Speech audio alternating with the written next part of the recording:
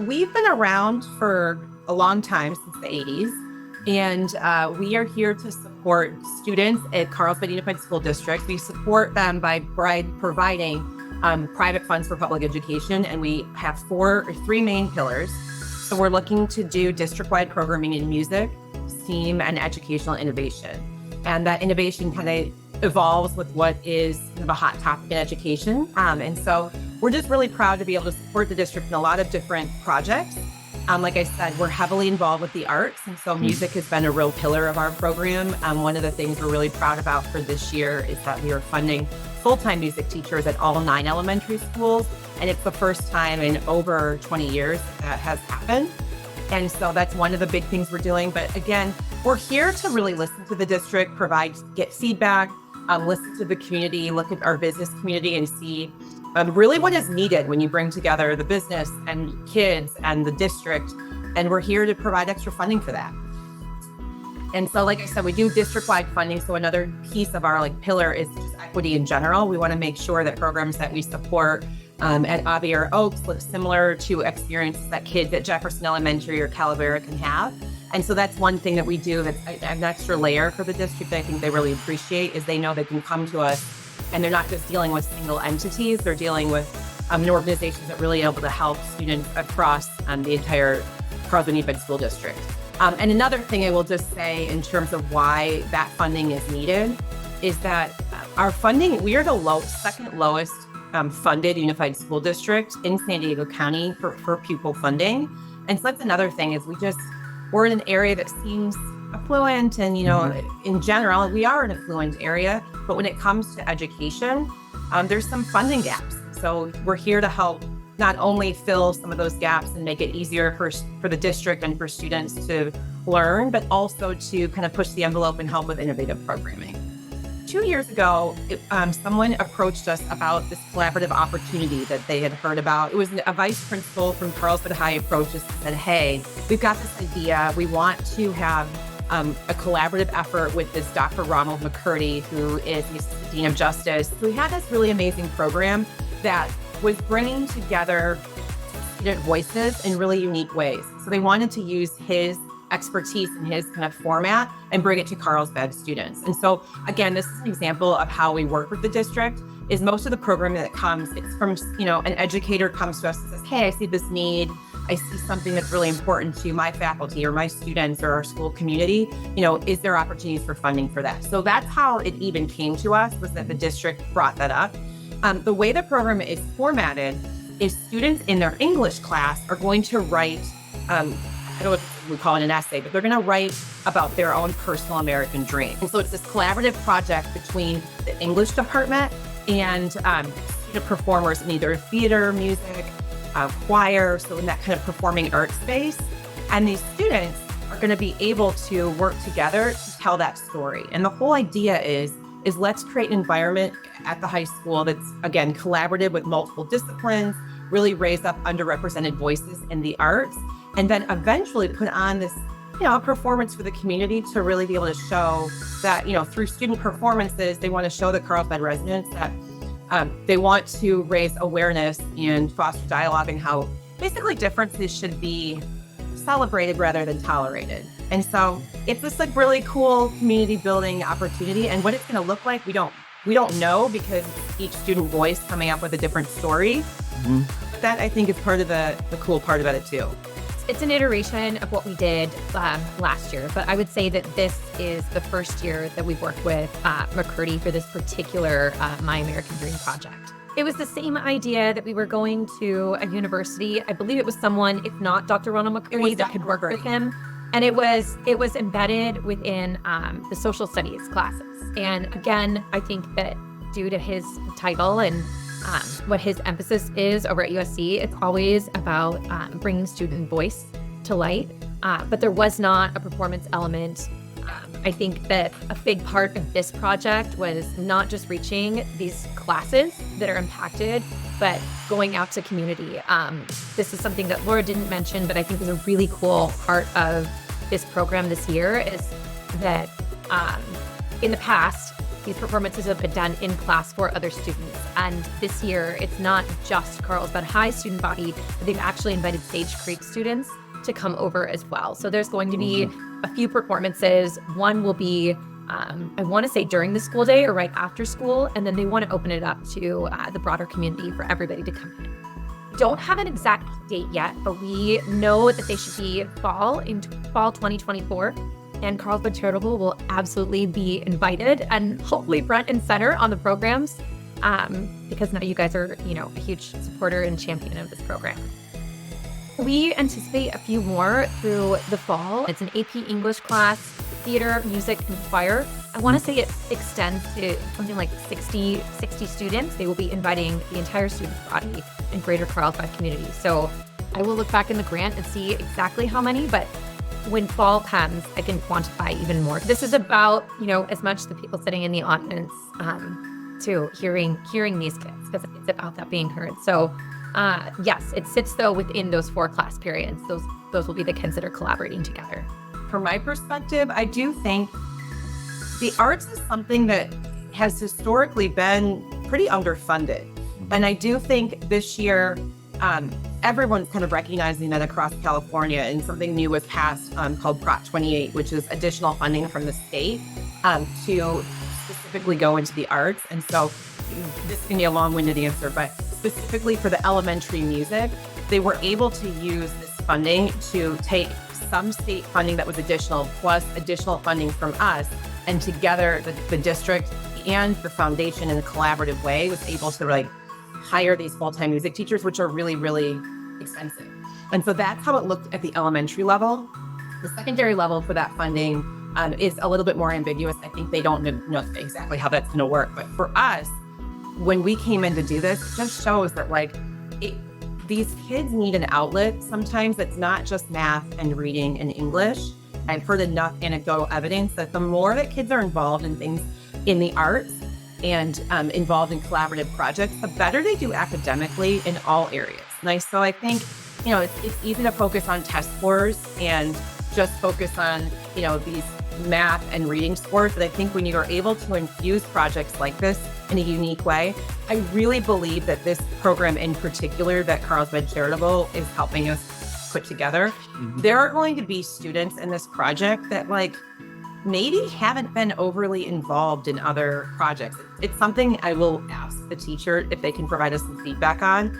But, if you've got people that are feeling underrepresented, if they're feeling like their story's never been told, they might not be your most outgoing student. They might not be somebody that's joining all these clubs. They might not be your highest performing student.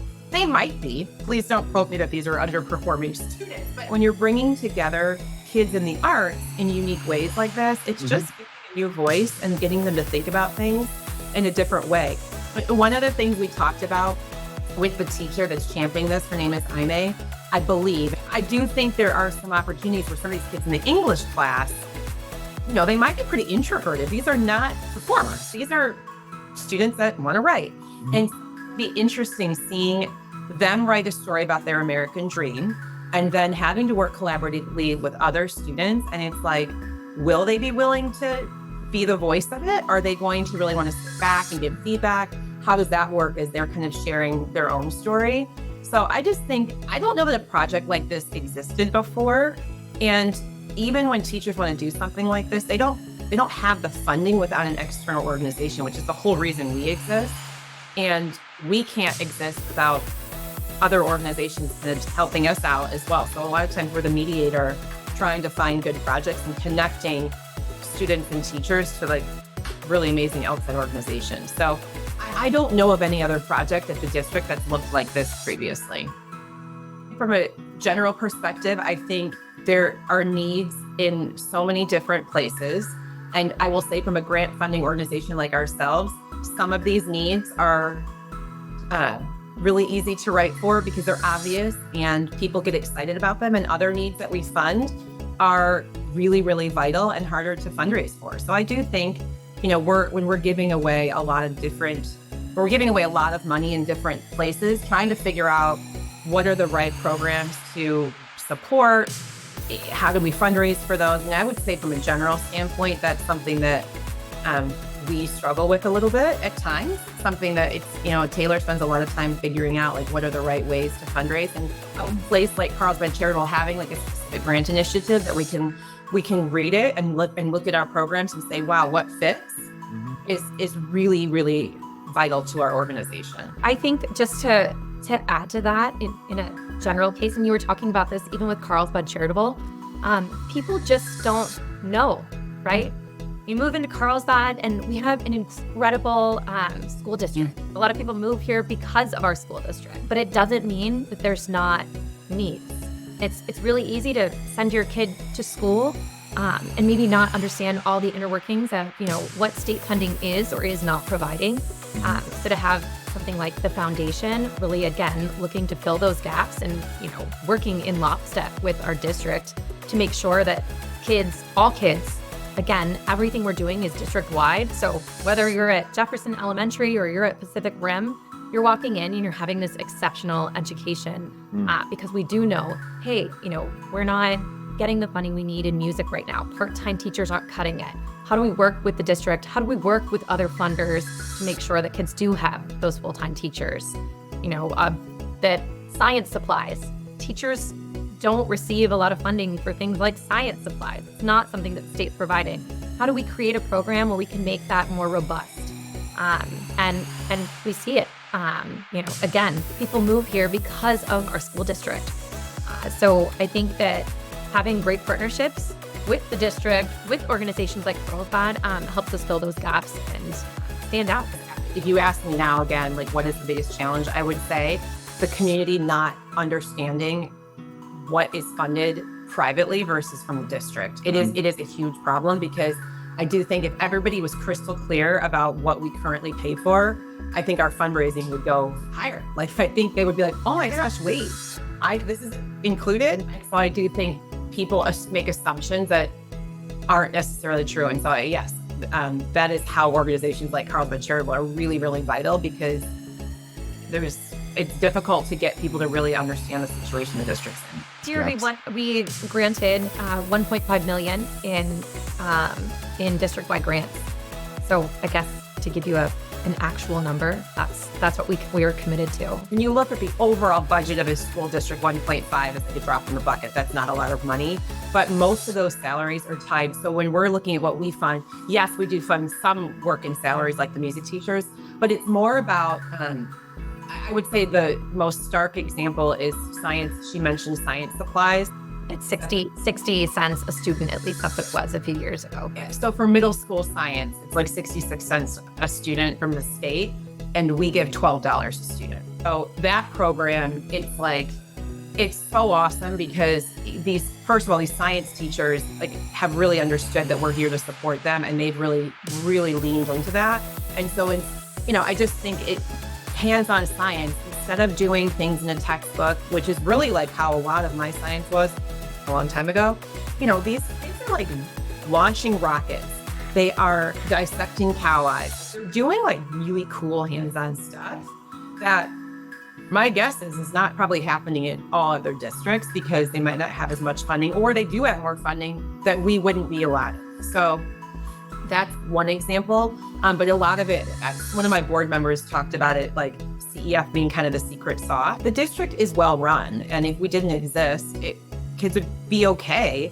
But we are able to give teachers this extra funding to make it exceptional. And I think that's something that is pretty unique to this situation. The superintendent also talks a lot about how a lot of other districts have private funding, but it's not district-wide.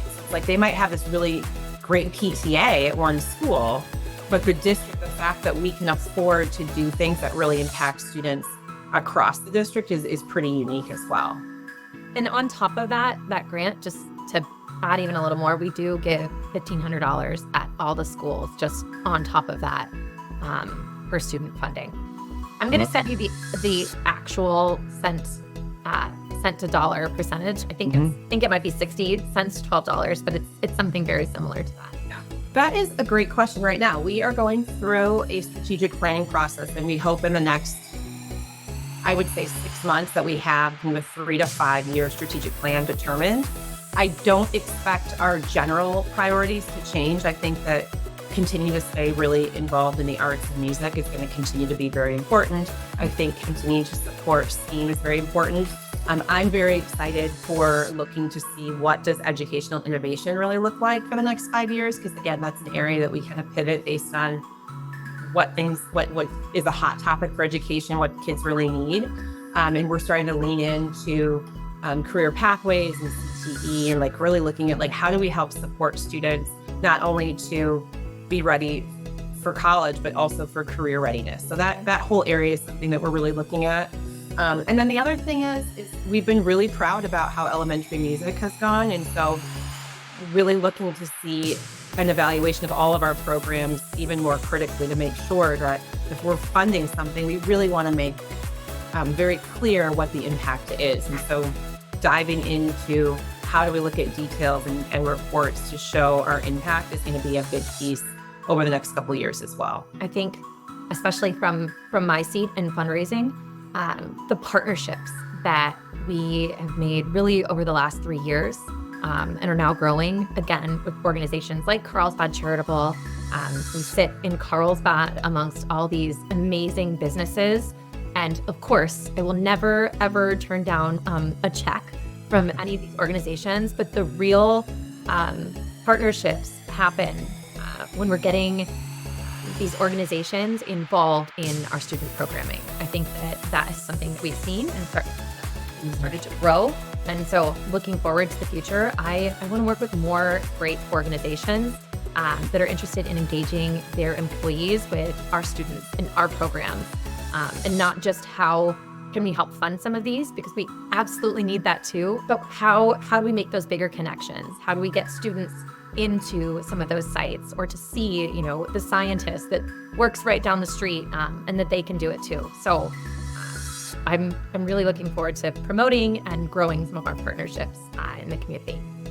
One of the things I'm really appreciative from the Carlsbad Foundation is just, I feel that this organization is really lifting up like the 11,000 students that are part of this public school district. And I think the community, again, we may have said it earlier, but the community is really built on the school district. You want to move here because your kids are going to get a great education. It is why it is so expensive to live here. It is why I really feel like people, you look where the lines are drawn, and houses cost more here because you know that you're getting a good education. And there's a lot of reasons for that great education, but I do really believe one of them is our organization partnering with people like the local businesses, like Carlsbad Charitable, and the fact that you guys are here supporting these students is really like moving to me, and really like it's something I really appreciate. And with this particular initiative, we would be happy with any initiative, but I like the fact that with this initiative, it was really something that is born from an idea from the schools. I do think that student voice will be heard in a much more unique way with this particular program. And so when you think about Carlsbad Charitable kind of lifting up these 11,000 students with this particular project, it's a really nice give back where we can invite you guys here to kind of see an end result. So I don't know if anybody has anything else to share, but we're grateful for any support from the organization, but this was a pretty neat one. Yeah, mine isn't very long-winded, but I just think, as a human being, being heard, feeling heard matters, and that is the core of this program. And it's not just for adults to be heard and for that to matter, but this really empowers all these students to feel heard. And I think that that's just so important. And this program doesn't happen, again, without additional funding. And you guys are making that happen, and we're so grateful. We're just Thanks. to be working with you guys. And we're also, frankly, I mentioned that we have a hard time sometimes getting our message out. So the fact that you're publicizing something about this, we really appreciate. Jen will certainly be sharing it and kind of getting that message out as well. So it's a lot of gratitude for that.